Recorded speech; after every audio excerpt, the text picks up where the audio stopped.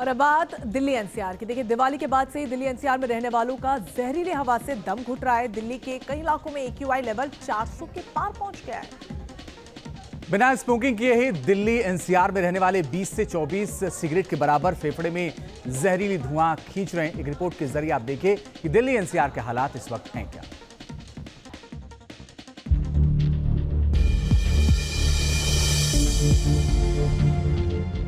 बिना स्मोकिंग किए दिल्ली एनसीआर में रहने वाले 20 से 24 सिगरेट के बराबर फेफड़ों में जहरीली धुआं खींच रहे हैं।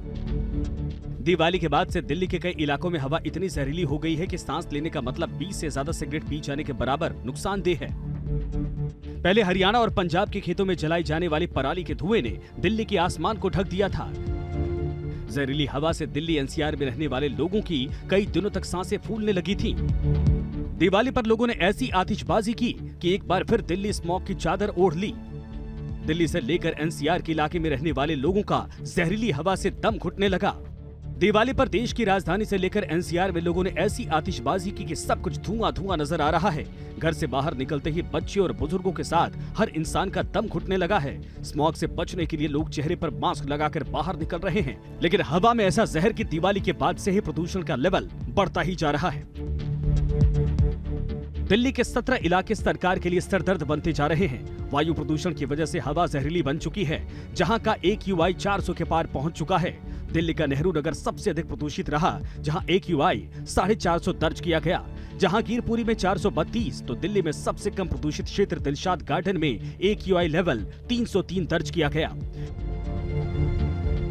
दिवाली के बाद से लगातार बढ़ रहे प्रदूषण से दिल्ली की हवा जहरीली बनती जा रही है। प्रदूषण पर लगाम लगाने के लिए बैठकों का दौर जारी है।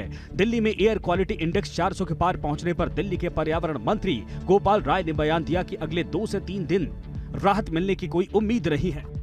हवा की गति जो है काफ़ी धीमी होगी और टेम्परेचर भी तेजी के साथ डाउन जा रहा है, तो ऐसे में पुनः जो है एक ठहराव की स्थिति देखी जा रही है।